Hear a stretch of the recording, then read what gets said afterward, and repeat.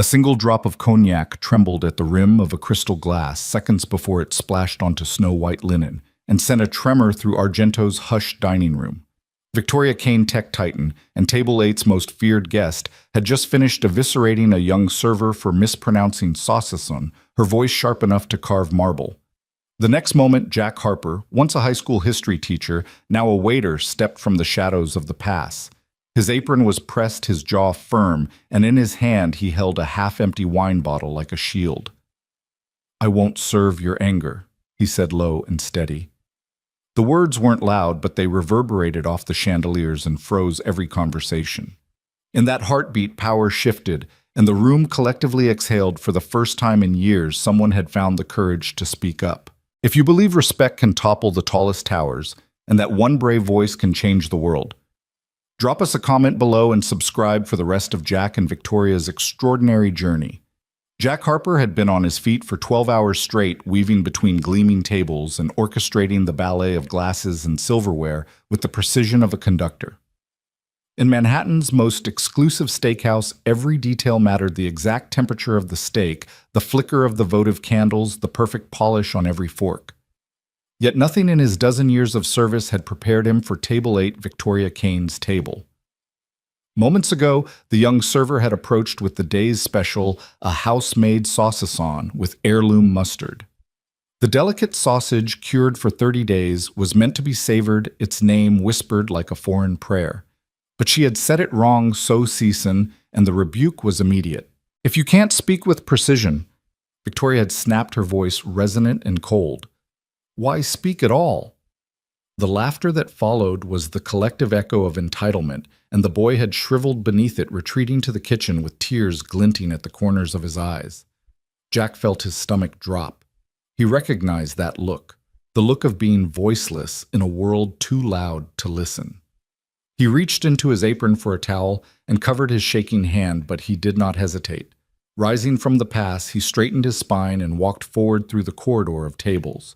The conversation around him dimmed into a distant hum. Chefs paused mid-plating. Busboys held their trays in suspended animation. He stopped beside Table 8, where Victoria reclined back in her chair, arms folded, lips curved in a habitual sneer. The other patrons leaned away, eyes widening. The maitre d' hovered, uncertain whether to intervene. Jack, however, saw only one imperative: dignity. He cleared his throat, steady and calm. "Excuse me, Ms. Kane." His voice cut through the clatter like a scalpel. "I won't serve your anger." A hush fell so complete the only sound was the hum of the wine cooler in the corner. Victoria's eyes narrowed, the ice in her gaze finally cracking. "You... what?" she asked.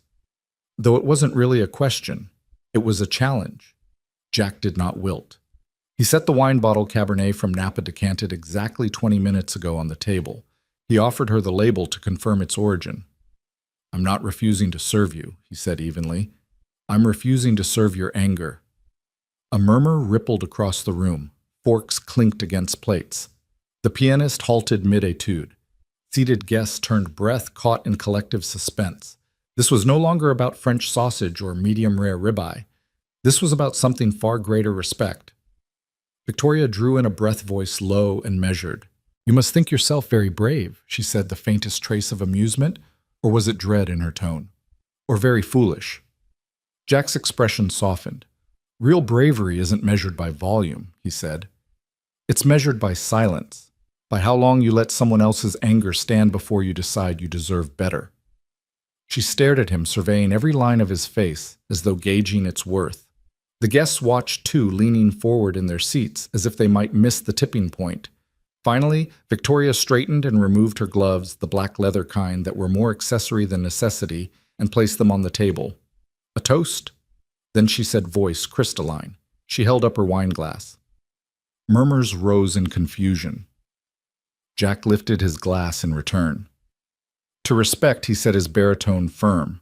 He paused, letting the weight of those single words settle in every corner of the room. "And to kindness."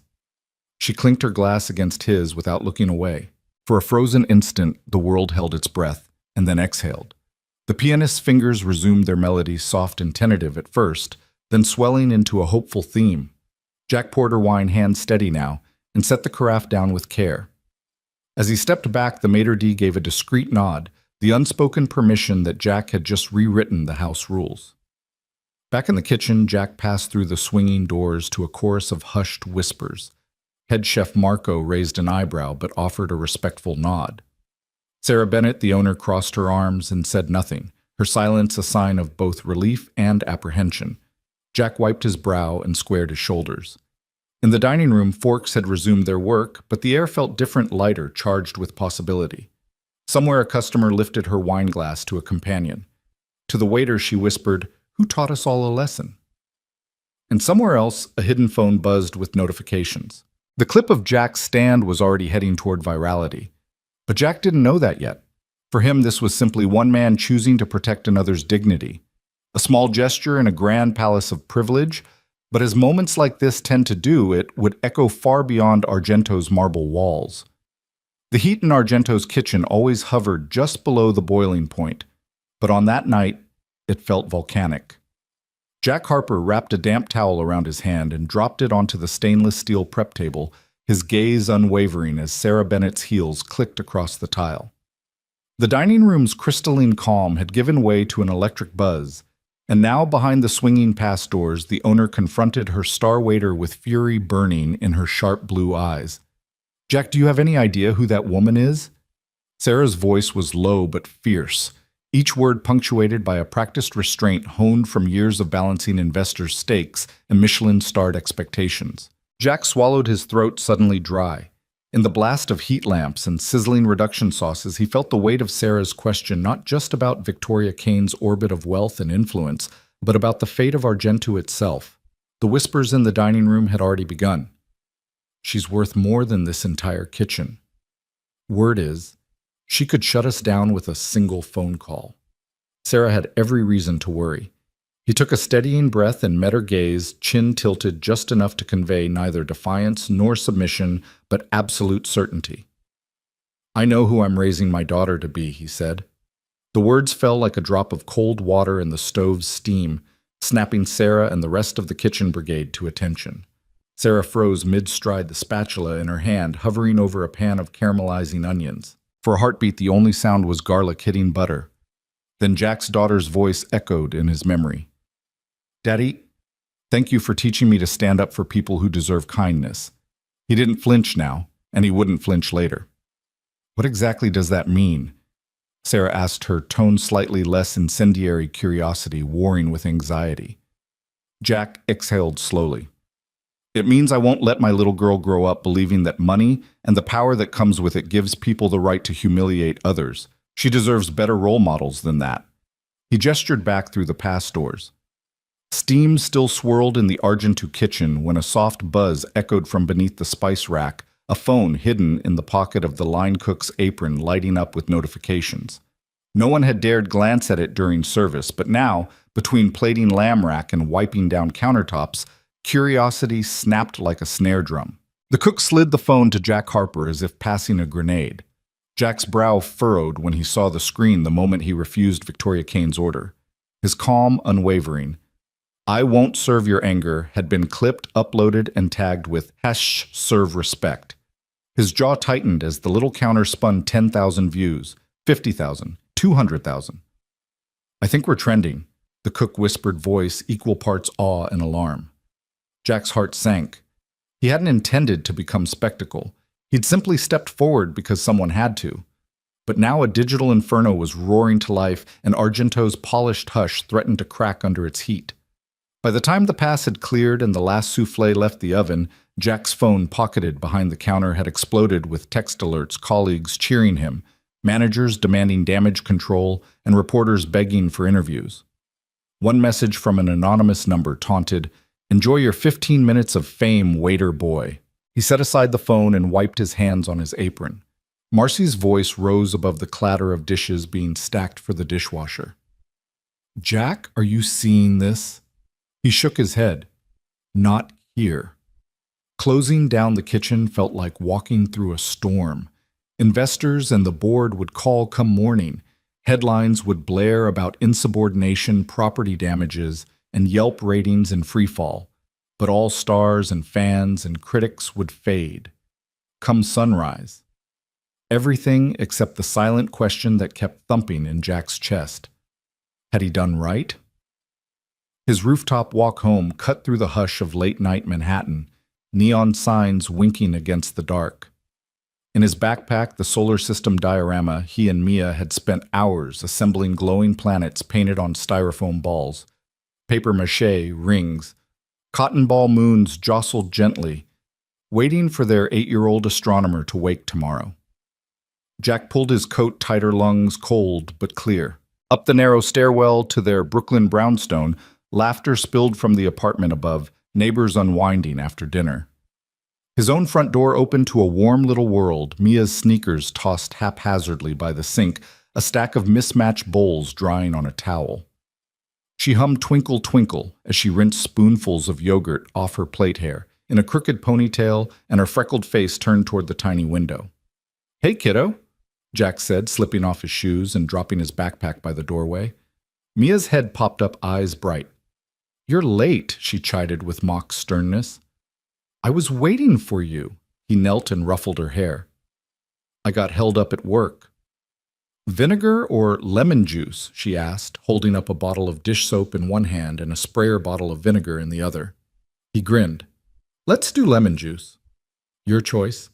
Mia squeezed soap into the sink, sprayed vinegar, and wiped a bowl with practiced precision. Jack washed the last plate, shoulder brushing hers, the steady rhythm of their teamwork, a reminder of simpler battles won. When the dishes were done, Mia grabbed her diorama from his backpack and placed it carefully on the counter. "I finished Jupiter's rings," she announced, adjusting the paperclip that held them in place. "And Pluto's not a planet anymore. But I love him anyway." Jack smiled wide, washing his hands. "Perfect, Mia. You're right about Pluto." Then, quiet as a whisper, he pulled out his phone. The lock screen glittered with notifications, Twitter, Instagram, TikTok, the firestorm waiting beyond this little kitchen. He stared at it, thumb hovering over the icon, wanting to know, even as dread curled in his gut. Mia climbed onto a stool beside him. "Daddy, are you reading me a bedtime story tonight?" He swallowed. Pressing the power button, he silenced the world. "How about we make up our own story?" Her grin lit the room. "Yes." Jack picked her up, and she nestled against his chest, curling her fingers around his apron. They settled on the couch, legs tangled, and he recited a tale of an astronaut and a brave little star, each line punctuated by Mia's delighted, "Again, Daddy." For now, the digital roar could wait. Here in the amber glow of their apartment lamp, there were constellations to name, imaginary worlds to explore, and a daughter's fearless heart to protect. And as Mia's eyelids drooped and she drifted into sleep, Jack laid her gently in bed, whispered, "I love you," and left the phone face down on the nightstand, its screen dark, its noise silenced until the morning would come. Victoria Kane sat on the edge of her velvet-piped couch. The city lights of Manhattan flickering like distant stars below her penthouse windows. In her lap glowed her tablet, replaying the same 60-second clip on a silent loop, a waiter in a crisp white shirt, unwavering gaze telling her, "I won't serve your anger." Each replay stripped another layer of her polish, exposing something raw she'd spent a lifetime burying. She'd first seen the clip in the taxi on her way home, her assistant's urgent text reading, "You need to see this." At first she dismissed it as another viral outburst, another moment of chaos to be smoothed over with rehearsed apologies and damage control. But now that it was in her hands, the moment felt too precise, too personal. Her breath caught at the waiter's calm insistence, his quiet conviction echoing in the cavernous penthouse. Before she could close the video, the door opened and her chief of staff, Martin Leach, swept in face-taut. Behind him trailed Isabella Chen, her publicist, and Jonas Reyes, head of investor relations. None of them dared sit. They stood like anxious statues around the coffee table. Victoria Martin began, voice low. "Why won't you apologize?" His question hung in the air uncomfortably. He unfurled a slim folder and tapped to a page filled with graphs, showing a steep drop in share price. "The roadshow's in 3 days. The IPO roadshow. Investors are spooked. Mentions of #serve respect are trending in pre-market chatter." Victoria closed her eyes. She'd seen the numbers herself, but she bristled at Martin's tone as if he believed her only job was to placate markets. "I won't apologize for a truth I can't refute," she said, keeping her voice even. "I won't frame my anger as unprofessional when it exposed a culture of entitlement that punches down hard." Isabella stepped forward, her stilettos clicking against the marble floor. She rested her designer-clad hip against the couch arm. "You built a reputation on precision, Victoria. You can't simply deflect. We need a statement, an apology that frames this as stress under pressure shows your human side. Maybe reference your upbringing, your charitable work."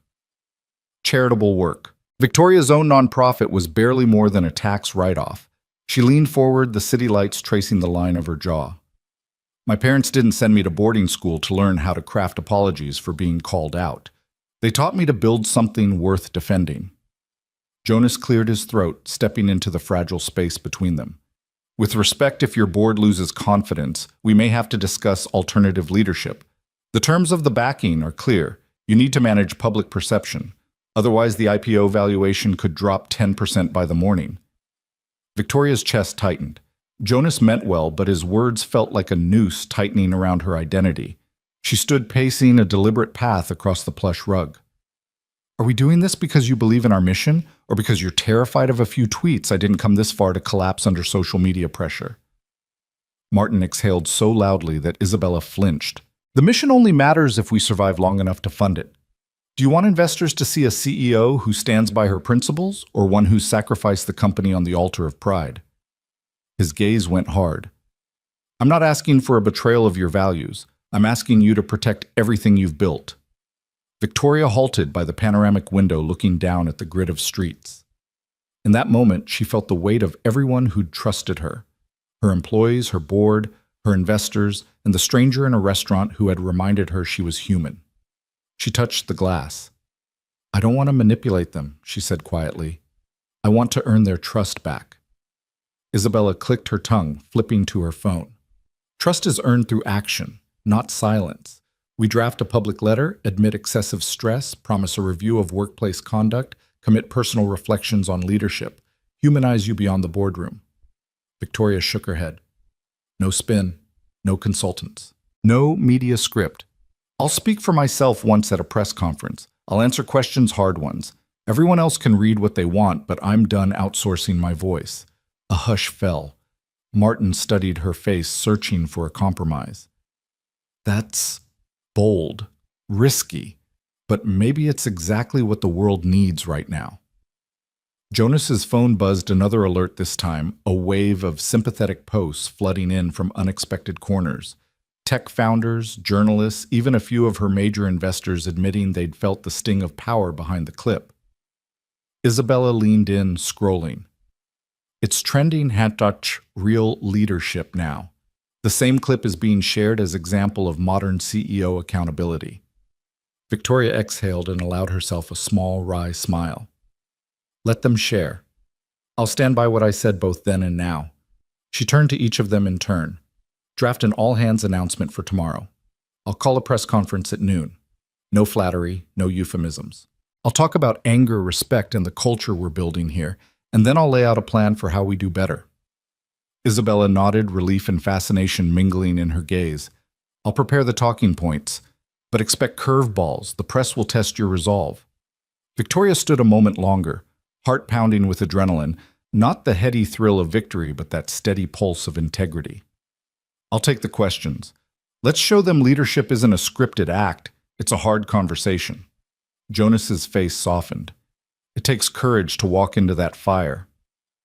She turned away from the window and faced them, her posture unyielding in the soft chandelier glow. "Then let's light it up."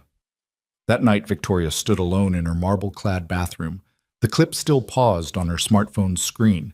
She watched Jack Harper's steady hand, the shift in the restaurant's atmosphere, the hush that fell faster than any rally of applause. A knot of shame and gratitude twisted in her chest.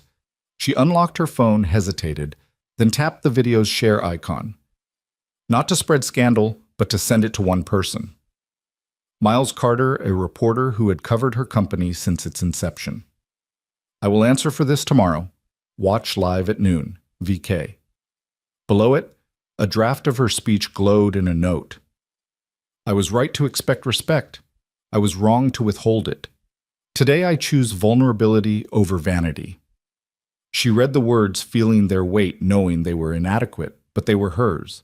Turning off the light, she lay awake imagining Jack's daughter sleeping under a solar system he'd built with care, imagining herself admitting before the world that a CEO could learn empathy from a waiter's stand.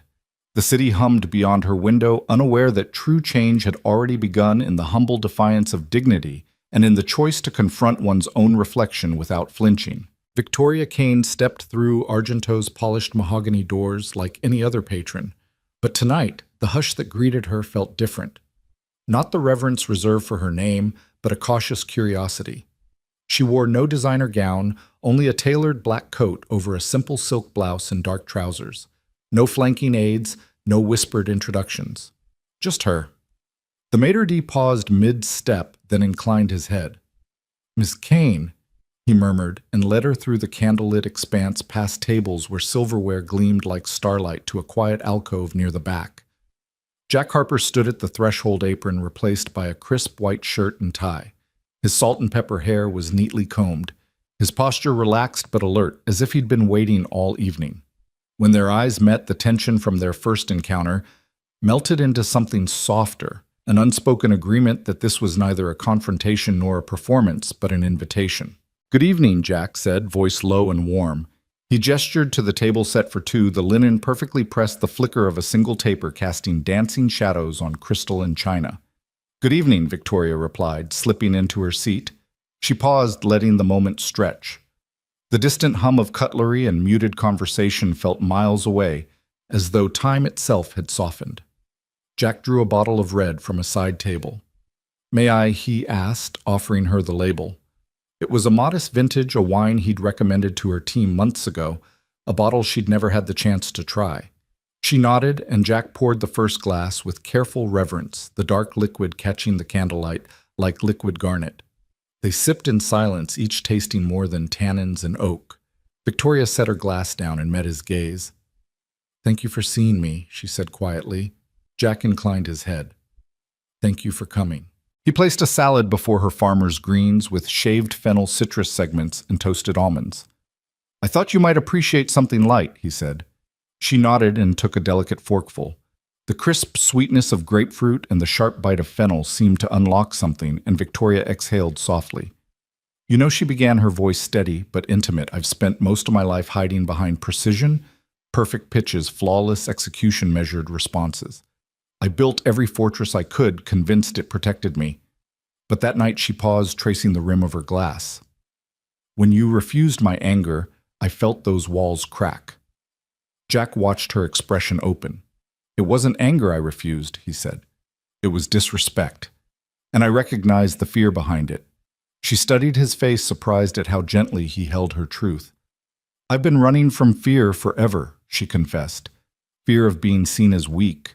Fear that if I lowered my guard, I'd be swept away by chaos." A tremor touched her voice. "But what I felt when you stood there, it wasn't fear. It was something I haven't allowed myself in years, relief." Jack laid down his napkin and leaned forward, eyes earnest. "You showed up tonight without an audience," he said. "That's bravery." Victoria managed a small smile. "And you showed up without flinching." She raised her glass and he touched his to hers in a gentle toast. To showing up. They moved on to the main course, a petite filet served medium rare accompanied by roasted root vegetables and a velvety potato puree. Jack poured more wine and waited until she tasted it. When she nodded her approval, he allowed himself a moment of satisfaction and something more profound, a quiet joy at sharing a familiar ritual without pretense. Conversation flowed then, unhurried and curious. Jack told her about his daughter Mia, who had an uncanny talent for building elaborate Lego spaceships. Victoria listened, her features softening as he described the tiny astronaut figures Mia insisted on including for every intergalactic voyage. "She says that if there are no stars, astronauts get lost," Jack explained. "I told her it's your job to build the stars for them." Victoria smiled, the first genuine one since their clash. "I like that. I wish someone had built stars for me." Jack paused, pressing his fingertips together. "I think you've built enough stars for everyone else." Her eyes glistened. But not for yourself.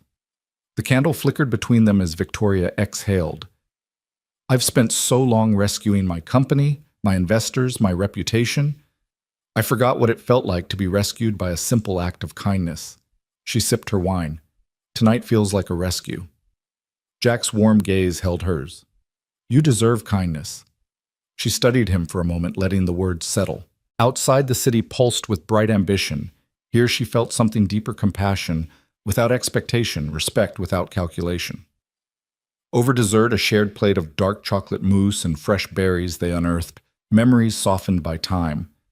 Victoria spoke of her childhood in foster homes, of learning early that affection could be transactional.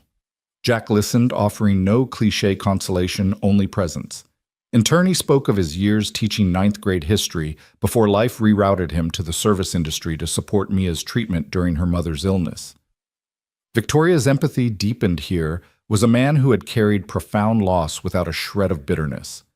The last candle guttered low, casting gentle warmth across their faces. Jack poured a final measure of wine. I've never met anyone who could be so powerful and still so tender, he said. Victoria's smile was fragile, a wisp of vulnerability. I've never known tenderness from someone in power, she replied. And until you spoke up, I didn't even realize how badly I needed it.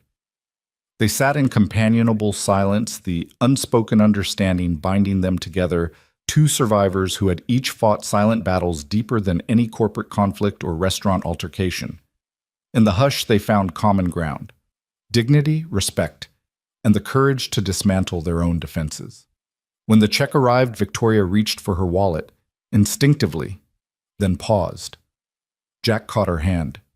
Please, he said softly. Tonight was for both of us. She smiled, nodding, and allowed him the gesture. As they stood to leave, Jack offered her his coat. She slipped her arm through the sleeve and stepped into his gentle warmth. At the door, the maitre d' bowed but said nothing, and needed not to. Victoria and Jack walked out into the night side by side, their footsteps echoing down the marble corridor, each carrying a quiet promise that respect once served could nourish even the most hardened hearts.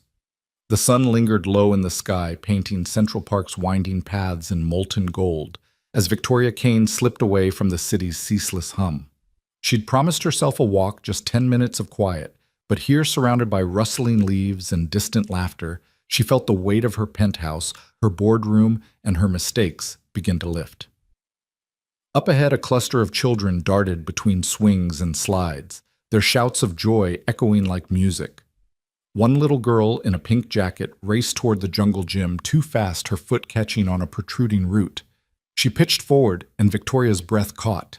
Without thinking, she hurdled a bench and reached the child's side in an instant. Victoria knelt, steadying the girl's trembling frame.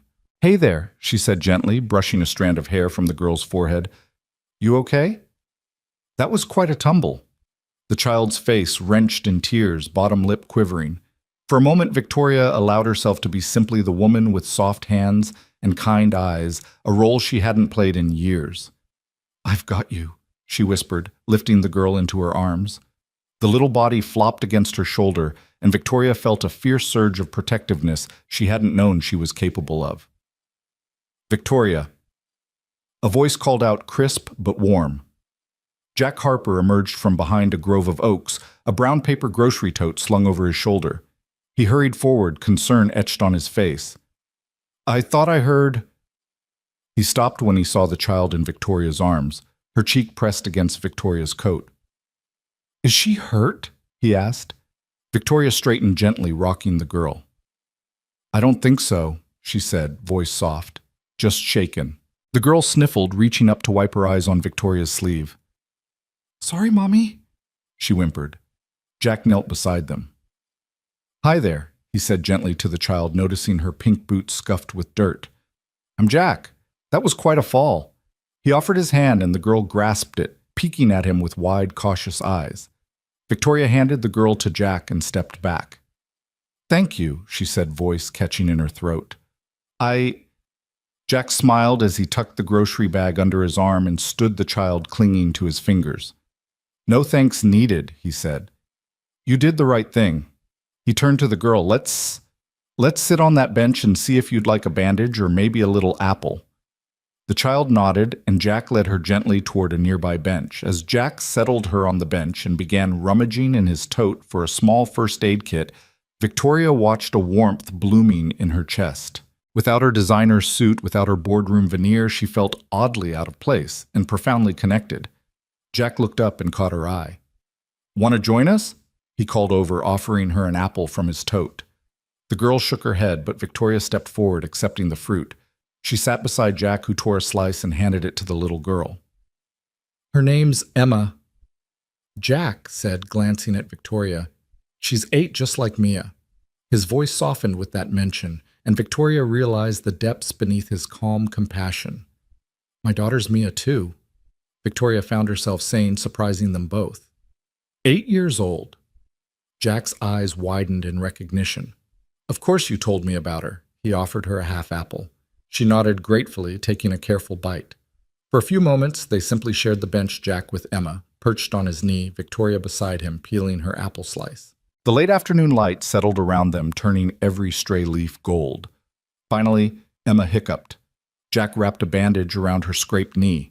Victoria watched as Jack worked, admiring the gentle precision of his movements.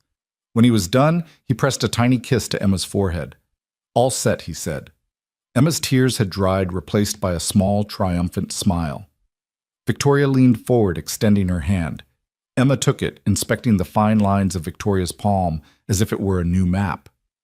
"Thank you," the girl said softly. Victoria smiled. "You're welcome, Emma. Be careful next time." "Okay." Emma hopped off Jack's knee and stood brushing the bandage.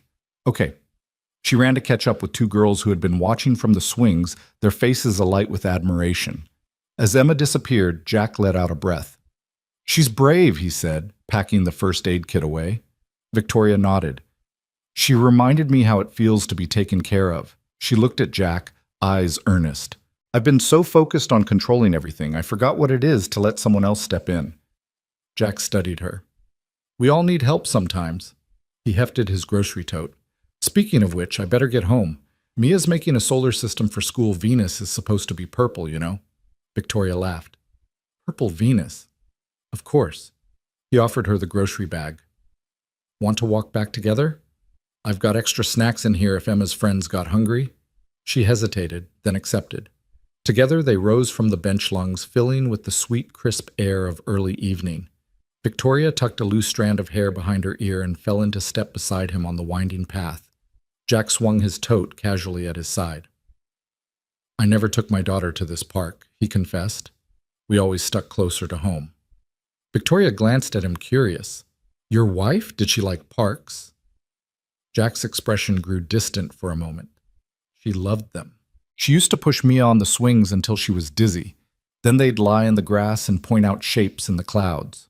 Victoria's voice softened. "I'm sorry." Jack shook his head. "I'm here now. That's what matters."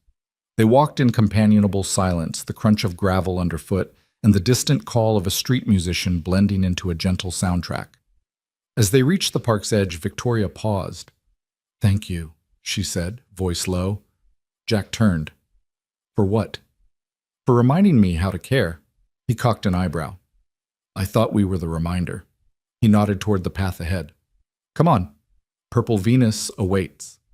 Victoria chuckled, feeling lighter than she had in months. They walked on, Victoria's hand brushing against Jack's sleeve, 2 people who'd found an unexpected kinship in the quiet spaces between obligations and titles. In that simple stroll through a playground beneath the canopy of a city that never sleeps, Victoria Kane glimpsed a new way forward, not as a CEO cloaked in power, but as a woman capable of tenderness and trust. And beside her, Jack Harper carried more than a grocery tote. He carried the fragile promise of kindness they would both learn to keep. The smell of charred dough and melting cheese greeted Victoria Kane the moment she stepped through Jack Harper's front door. The little living room was wrapped in the glow of a cartoon marathon. Bright colors flickering across mismatched couches, and the table was already strewn with plates, napkins, and a slightly lopsided, smoke-scarred pizza freshly pulled from the oven. "Welcome to pizza night," Jack announced, balancing a fresh slice on a paper plate. He wore an apron speckled with sauce, and Mia Jack's 8-year-old daughter sat beside him in her pajamas, legs folded under her on the couch. Rule number 1, try at least one bite, even if it's blacker than a burnt offering. Victoria hesitated in the doorway, clutching her coat. The tension she carried from boardrooms and headlines felt out of place here among singed slices and cartoon sound effects. But Mia beamed at her eyes bright behind a wall of brown curls. "Come on, Ms. Kane," she urged in her sweet, unguarded way. "It's fun." Jack motioned to the plate in his hand. "I promise nothing will explode unless you count the look on your face." He handed Victoria the slice. She took it, smelling the tang of tomato sauce and charred crust. True to his word, the slice looked a little worse for wear, edges, blackened cheese congealed in odd patches. But it held a promise of warmth of home. Victoria sank onto the couch opposite Mia, raising an eyebrow. "Obligatory bite?" she asked, nodding at the slice. "Mandatory." Jack confirmed with mock solemnity. Victoria took a careful nibble. The crust crackled under her teeth, a smoky bite giving way to gooey cheese and sweet tart tomato. She closed her eyes for a moment, caught by a curious comfort. Jack grinned. "Rule 2, no phones at the table." Mia's eyes danced. She plunged her hand into a bowl of popcorn and tossed a kernel at Jack. "You almost knocked over the TV with your phone," she teased, and Jack held up his hands in surrender. Victoria set her phone face down on a nearby end table. It felt like surrendering a shield she'd carried too long. The resistance hit her in a gentle rush, an odd relief. "Rule 3, Jack said, leaning forward. "You have to laugh at least once." Mia hopped off the couch and held out her hand. "Dance break," she declared, dragging Jack to his feet. He obliged, gyrating in a goofy circle to the tune on screen. Mia clapped, then looked at Victoria expectantly. The corners of Victoria's mouth trembled, and she tried to resist, but Mia's enthusiasm was contagious. With a half shrug, Victoria rose and joined the improvised dance, 2 quick steps a spin. It was clumsy and sweet, and for a split second she glimpsed herself as someone unburdened by titles or expectations. A genuine laugh burst from her lips, bright and real. "Success!" Jack announced, dropping back onto the couch. Mia flopped onto his lap, breathless. Victoria settled back, cheeks warm. They spent the next hour like that, sharing stories between slices. Mia talked about her school play, how she'd forgotten her lines and made up a song instead. Jack teased her about the song's questionable tune, and Victoria found herself laughing again, the sound unfamiliar but thrilling. At one point, Jack reached for the remote and switched to a cooking show. "Check this out," he said. "Even pros burn things sometimes." Victoria watched the chef's deliberate, confident hands ruin a perfect dish and then salvage it with laughter. She realized she'd spent decades striving for perfection, forgetting that mistakes could become moments of connection. Mia yawned, her eyelids heavy. Jack scooped her into his arms and carried her to the nearby armchair where she'd fallen asleep mid-laugh, the pizza sauce still smudged on her cheek. Jack's careful movements were tender. He didn't rush the moment. Victoria stood to help, brushing a stray curl from Mia's face.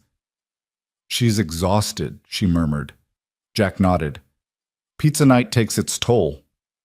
Victoria paused by the doorway as Jack set Mia gently on a pile of blankets. She looked at Jack, at the man who had taught his daughter to find joy in burnt crust and cartoon mishaps, and felt something shift inside her. It wasn't a boardroom win or a viral headline. It was a small, profound truth about belonging. Jack turned, catching her gaze. "Thank you," she said simply. He shrugged, his warm smile disarming. "For what?" "For letting me in," she whispered. He stepped closer, guiding her back to the now quiet living room. "You're always welcome at pizza night," he said. Victoria sank onto the couch again, eyeing the half-eaten slices. She picked one up and held it out to Jack. "Your turn," she said. He accepted it, and together they took a bite, 2 mismatched, imperfect people sharing a simple moment of connection. No subheadings, no bullet points, just 2 people learning that real strength lies in laughter, in burned edges, and in the courage to belong. And as the credits rolled on the cartoon, Victoria realized she'd never felt more at home. The conference room was colder than the ice bar at Argento, all glass and steel, and the soft hum of conditioned air.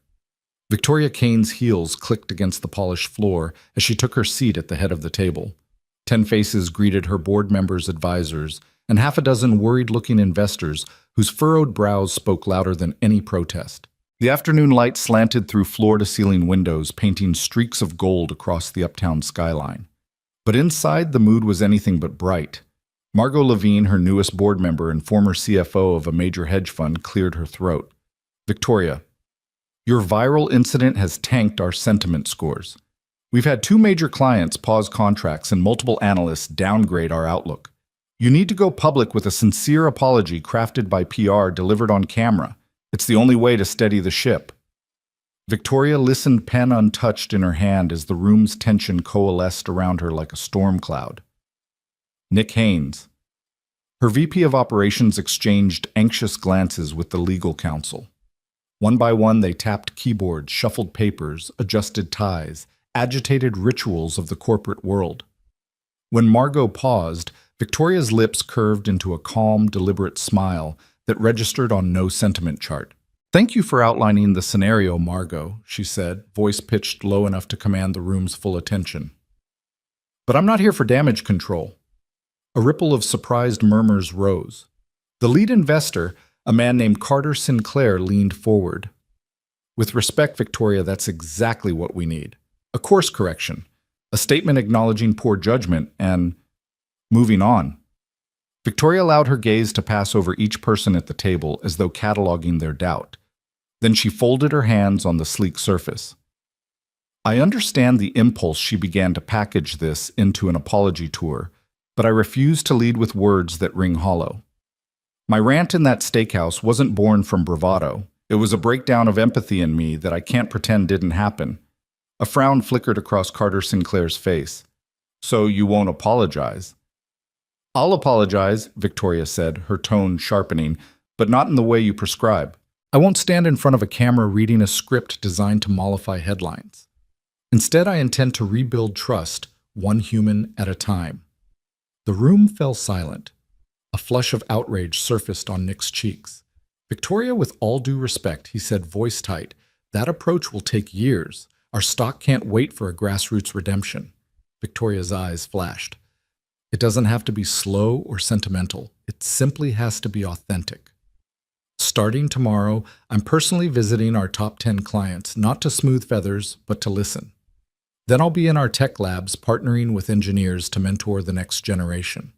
I'll spend 1 day a week in cities where our users live, attending community meetups we'll sponsor. I want to meet people where they actually are." Margot let out a short laugh, a tour of handshakes and listening sessions. "That sounds unstructured." Victoria leaned forward, meeting Margot's gaze squarely. "Unstructured isn't the same as ineffectual. People know a scripted statement when they hear it. What they don't know is the sincerity of showing up, of choosing to be present rather than protected by PR walls. Can we really claim leadership if we hide behind corporate spokespeople?" An uneasy shuffle greeted her words. "This is a tech company, not a nonprofit," Carter Sinclair intoned. "Perception drives valuation. You must appreciate the stakes." Victoria nodded. "I do. The stakes are high enough that I'm willing to risk perception for a chance at something more durable than a temporary sentiment bump. I built this company on solving real problems for real people. I won't abandon that mission for the fleeting comfort of a scripted apology." Nick cleared his throat. "Your bravery is admirable, but it might cost us the IPO." His voice softened on the last word, as though saying IPO aloud felt like uttering a fragile secret. Victoria gave him a steady look. "Our IPO won't mean much if the foundation we stand on is the illusion of leadership rather than its practice. We can emerge from this setback stronger because we didn't just say sorry, we chose to act differently." Behind her, the wall-mounted screen flickered with stock charts, social media feeds still buzzing, #serve respect. A few board members met her gaze, their skepticism abating into grudging curiosity. Margot exhaled, folding her arms. "And if the stock drops another 5 points, Victoria's lips curved into a quiet smile. "Then we'll double down on our presence. I'd rather face a temporary dip in valuation than perpetuate a hollow narrative while our people lose faith. Leadership isn't measured only by share price, it's measured by the trust of those we serve. I intend to earn that back, one conversation, one community, one user at a time." Silence stretched. Finally, Carter Sinclair leaned back, assessing her with the cool calculation of a chess master. "Very well," he said, voice low. You have 2 days before the board meets again. Show us the first steps of this human-first strategy." Victoria inclined her head. "Thank you. You'll see results before our next meeting." As the boardroom emptied, Victoria lingered, gazing out at the sun-drenched skyline. Nick fell into step beside her. "I still think this is risky," he admitted. She turned. "All the best things are, but I believe it's the only way to lead with integrity." Nick nodded, the faintest trace of respect softening his features. "I'll pencil in your client visits." Victoria let out a breath she hadn't realized she'd held. "Thank you." The next morning, she boarded a train to meet a small startup that had paused its investment in her company. Later that week, she visited a coding workshop for underprivileged teens, volunteering alongside Jack Harper himself. Each handshake, each genuine conversation became a building block, an emerging blueprint for leadership in a world hungry for authenticity. No scripted statements, no hollow promises, just a CEO willing to be human first, proving that true trust is rebuilt not in boardrooms but in countless small moments of empathy and presence. The grand ballroom of the Midtown Children's Literacy Gala shimmered under a canopy of crystal chandeliers. Long banquet tables curved around a raised stage, and the polished oak floor reflected the soft glow of candlelight flickering in silver votives. Parents dined on artfully plated courses, philanthropists exchanged quiet compliments, and local news cameras hovered at the perimeter, capturing everyone from the city's social set to the best-known children's authors. At the center of it all stood Victoria Kane, poised behind a gleaming mahogany podium, ebony-clad and confident, as the room fell into hushed expectancy. She cleared her throat, eyes sweeping the crowd. "Thank you all for being here," she began, her voice warm and steady. "Tonight we raise funds to give every child the chance to learn to read and to fall in love with words the way they deserve." Polite applause fluttered around the room. "To cap this evening, I'd like to offer something unique." A subtle smile touched her lips. "A private dinner with me wherever you choose, whenever you choose, no agenda, no formalities, just conversation. All proceeds go directly to literacy initiatives in underfunded communities." The bandleader waved his cue, and a single spotlight illuminated a large photograph of Victoria and Jack Harper sharing that first candlelit meal at Argento. Laughter rippled through the audience as she set a bespoke placard on the stage, "Dinner with Victoria Kane." The auctioneer, a debonair veteran named Lawrence Finch, took the microphone. "Ladies and gentlemen," he called, "we'll start the bidding at $50,000. A wave of excitement rippled.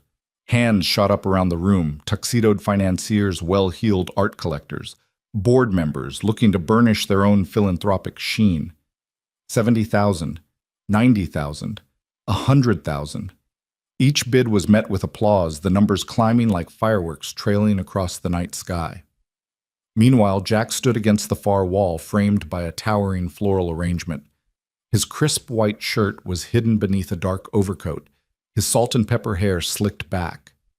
He gripped the edge of the molding, his knuckles whitening as he watched numbers climb past 150,000.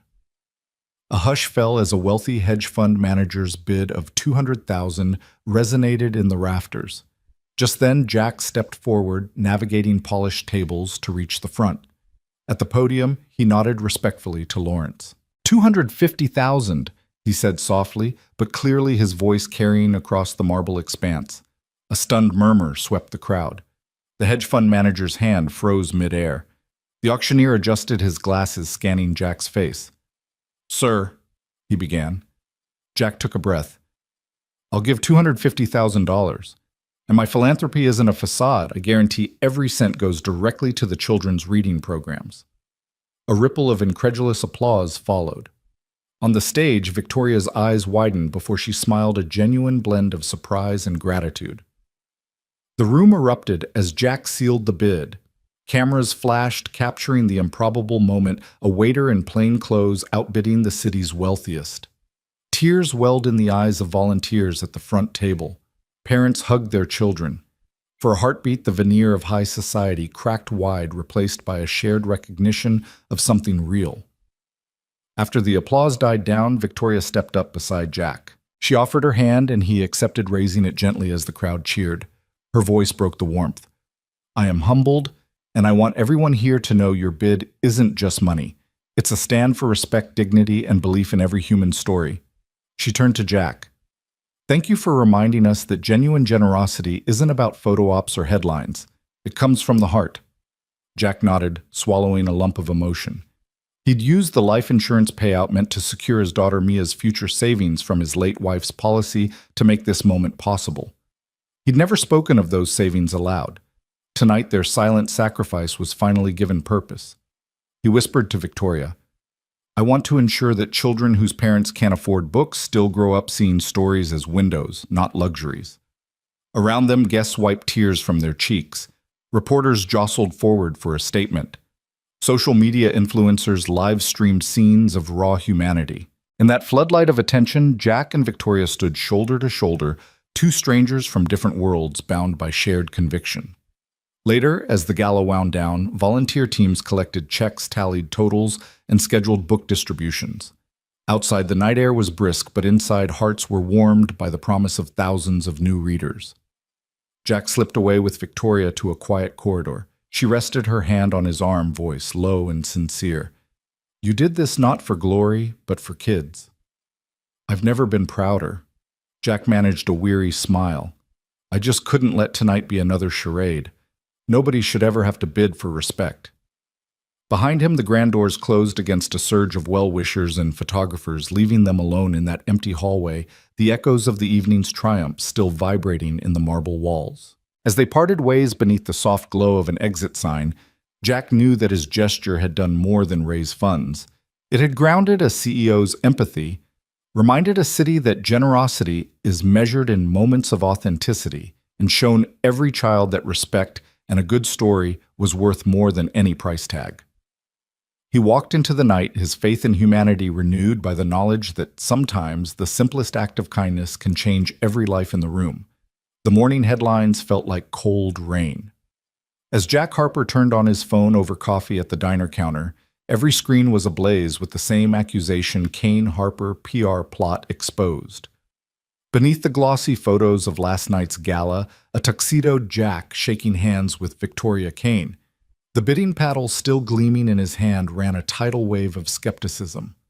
Blog posts conjectured that Jack was a paid actor, Victoria's generosity a carefully choreographed spectacle to resurrect her image. Even some local news anchors, their voices dripping with faux outrage, insisted the dinner had been nothing more than a stiletto-sharp stunt. Jack set his cup down, the ceramic clatter loud in the cramped kitchen.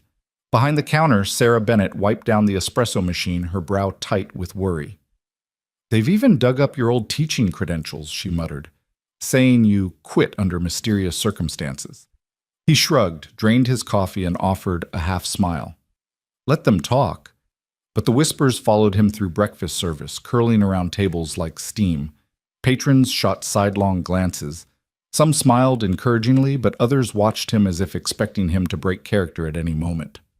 Jack moved through the dining room on autopilot, greeting regulars, plating omelets, clearing the table where a pair of suited investors hesitated to tip. He didn't read the stories, but he felt their heat the moment he clocked out. Back in the alley behind Argenta Victoria was waiting beside her sleek black sedan. No chauffeur, no entourage. Just her. Her expression was drawn, her eyes shadowed by sleepless nights. Jack paused, wiping his hands on his apron. "It's gotten worse," she said without preamble. He nodded. "The more real it was, the more they'll try to fake it." She closed her eyes as though bracing herself against a gust of wind. "I never wanted this. I wanted to do the right thing, not manufacture headlines." Jack studied her in the cold light of early afternoon. She looked smaller than he'd ever seen her, less the titan of industry, more the woman who once hid behind boardroom doors. "What matters isn't what they believe," he said, voice gentle. "It's what you believe." She swallowed. "I'm afraid," she admitted. "Afraid they'll smear me so badly I lose the chance to rebuild anything real. My board's calling for damage control, more scripted statements. Investors are threatening to pull out." Jack leaned against the car, hands folded. "So let them pull out. You started your company on grit and vision, not on tickers. You can't lead from a flashlight when you've got a sun inside you." Victoria looked at him, the hard lines of her face softening. "That was the worst of it," she whispered. "I forgot I had a son." A beat passed between them, only the distant hum of rush-hour traffic and the faint scent of roasting coffee from a nearby cafe. "Come with me," Jack said, lifting his chin toward the diner's back door. "Let's get out of the headlines for a bit." She followed him inside and they slipped into the storeroom behind the kitchen. Stacks of boxes, crates of produce, aging janitorial supplies crowded the cramped space. It smelled of onions and bleach, comforting in its mundanity. Jack closed the door. "This is where I hide when the world gets too loud," he said, leaning against a shelf. He reached into his apron pocket and brought out 2 paper-wrapped sandwiches. Egg salad. Victoria's lips twitched in what might have been the ghost of a smile. "Only if you still make it with too much mayo," she teased. He handed her the sandwich. Guilty. But this old recipe never fails. They sat on overturned crates unwrapping paper in silence. Each bite was a reminder that some things good sandwiches' quiet moments needed no certification. Victoria sighed. "I hate that you're caught up in my mess." He reached across the narrow aisle and took her hand. "You're not the only one under siege. I've been under siege since I told Victoria Kane I wouldn't serve her anger, but this feels different." She looked at him earnest and vulnerable. "Because you used your wife's insurance money at that auction?" He stiffened at the reminder of his late wife's policy and his silent sacrifice for the gala bid that night. He nodded. It was the only way to prove it wasn't a stunt. But now they'll spin even that. Victoria's gaze turned steady, resolute. "Then let them spin. I'll confirm every dollar to the charities, publish every bank statement, invite them to audit it. I'll stand in the light and show them what faith looks like when it's not for sale." Jack squeezed her hand. "That's the Victoria I respect." She exhaled as if unburdening years of expectation. "Promise me something," she asked, voice quiet. "Anything. Promise you'll stay through the chaos, through the headlines, if I keep choosing honesty over optics." He smiled a warm, slow smile that reached his eyes. "I've already promised that, whether you asked or not." They sat there in the storeroom, the world outside churning with rumors. But inside, 2 people leaned into the quiet, drawing strength from each other's conviction. In that unguarded moment, Jack realized that reputation was nothing without integrity. And Victoria discovered that vulnerability was the most potent form of leadership. They finished their sandwiches in companionable silence, the musty air of the storeroom a sanctuary from the glare of publicity. When they emerged, daylight had softened into afternoon. They walked out together, 2 unlikely allies ready to face the storm once more, hand in hand, unwavering in their pursuit of something far more enduring than any headline. Jack Harper pushed open the scuffed glass door of Chapter 1, the Little Queen's Literacy Center he and Victoria Kane had dreamed into existence, and paused to take in the scene. Morning light slanted through mismatched curtains, dust motes dancing in its glow. Along the pale yellow walls, children's fingerprints formed a twisting mural of leaves and branches, 1020. 100 tiny prints in every hue of tempera paint. Beneath it, second-hand books lined sagging shelves, dog-eared picture books, tattered. Chapter novels, donated dictionaries with frayed spines. It wasn't fancy, it was home. Already families were trickling in. A pair of twin boys chased each other past the reading nook, giggling as they chased an over-enthusiastic dog owned by the center's part-time volunteer. A grandmother in a well-worn coat shepherded her granddaughter toward a low table where Mia Harper Jack's 8-year-old daughter sat with a stack of picture books and a pencil in hand. Jack ducked his head into the back office, where Victoria carefully arranged a row of mismatched chairs for the morning story hour. Her suit jacket was draped over the back of one, its lining embroidered with the words, "Begin again" in delicate script. She didn't look up when he entered, but he felt her shift beside him. "Looks like your grandmother's brought reinforcements," he said softly, nodding toward the door. Victoria let out a breathless laugh. And Coffee Mystery Donor left a huge thermos next to the coat rack. Jack wandered back into the main room just as Mia cleared her throat.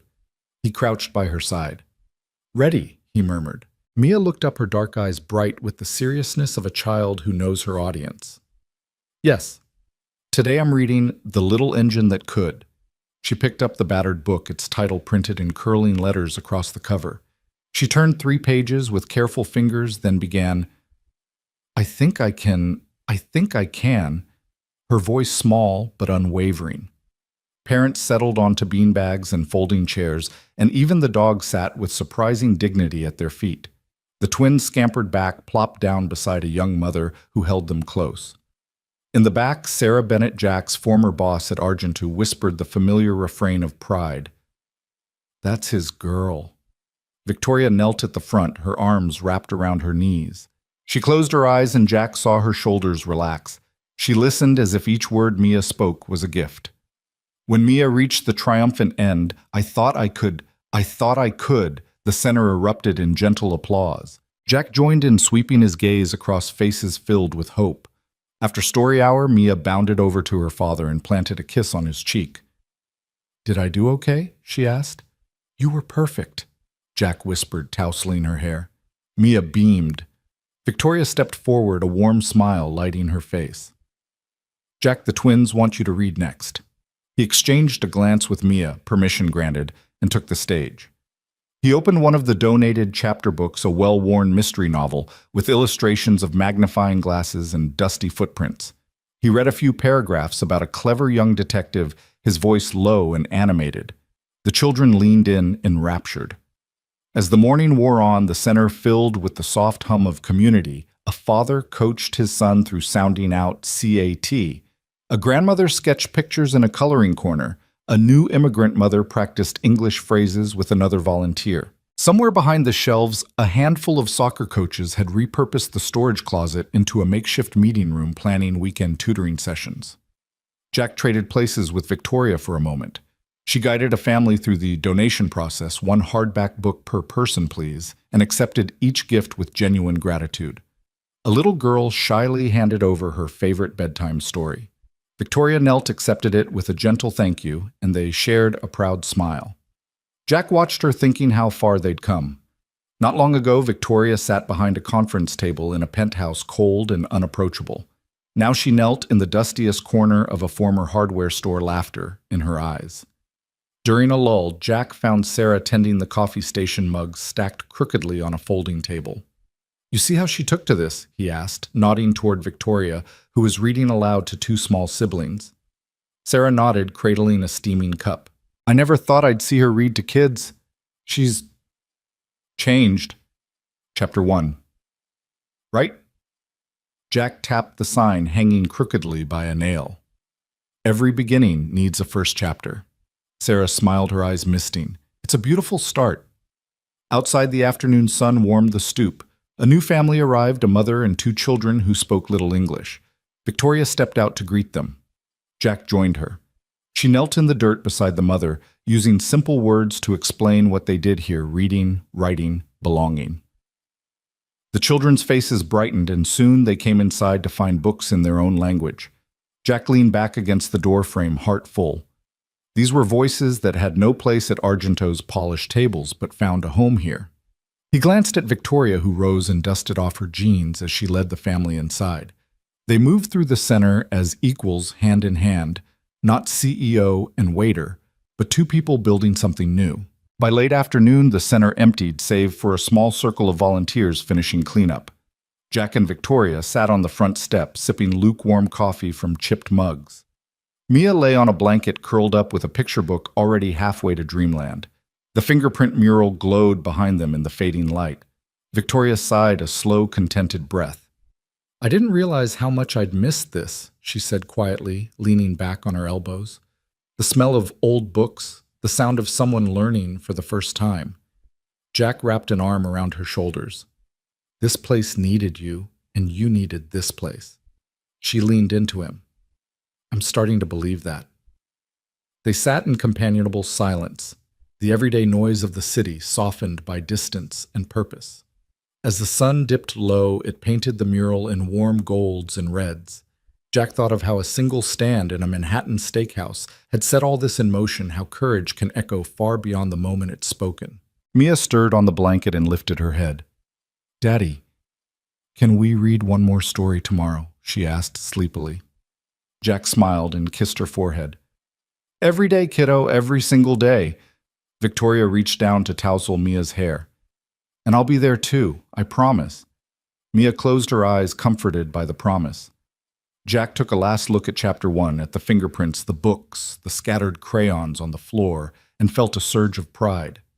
They had stripped away the trappings of titles and accolades to find something far more precious, a community bound by respect, kindness, and second chances. As the evening shadows lengthened, Jack and Victoria rose and locked the front door behind them. They walked off the stoop side by side, their steps light, their hearts certain. Chapter 1 wasn't just a name, it was a beginning of hope, of healing, and of lives rebuilt one page at a time. Sunlight filtered through the large front windows of Chapter 1, painting the mismatched chairs and weathered bookshelves in a soft glow. Children's laughter drifted in from the playground outside, where dozens of tiny graduates. Former Chapter 1 students bounded across the blacktop, clutching crayons and worksheets like victory flags.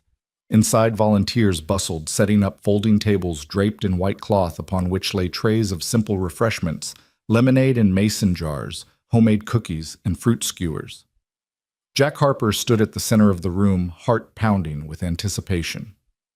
A year had passed since he and Victoria Kane opened these doors, and today wasn't a birthday party, it was their ceremony of truth.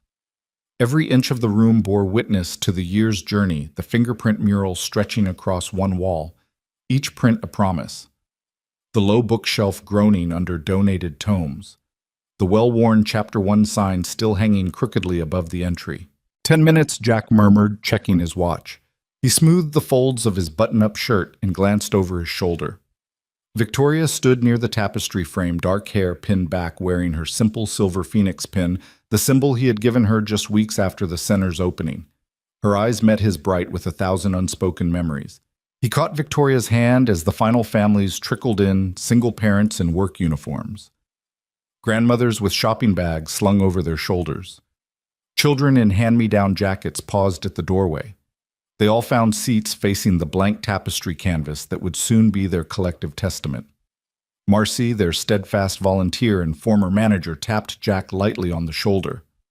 "Everyone's here," she whispered. Jack nodded, taking a deep breath.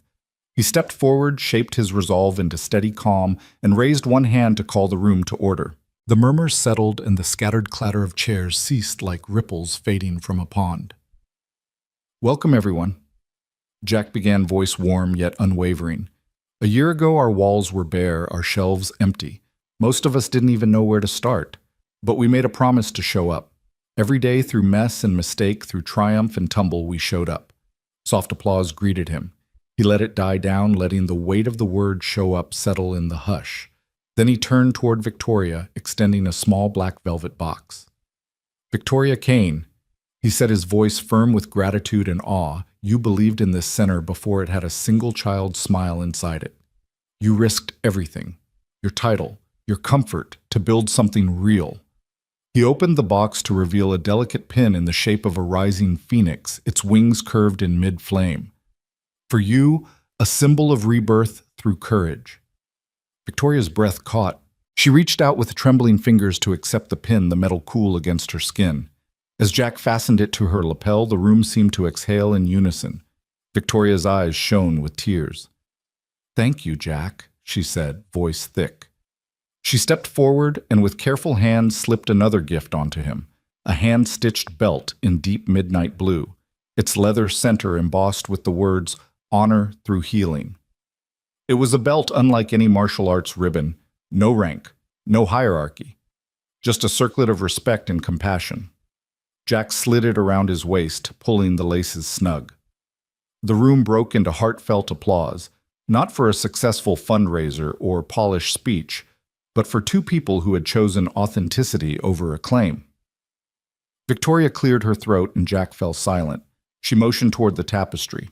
Marcy pulled back the cloth to reveal a canvas already dotted with dozens of colored handprints, tiny fingers and adult palms pressed into paint, each marked with names and promises.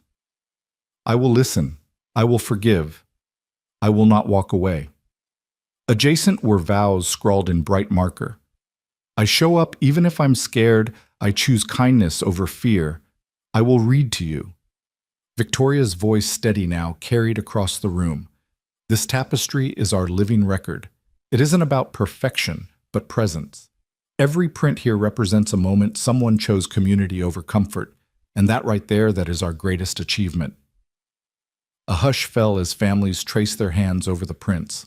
A grandmother bent down to show her grandson where he'd added his green handprint months ago.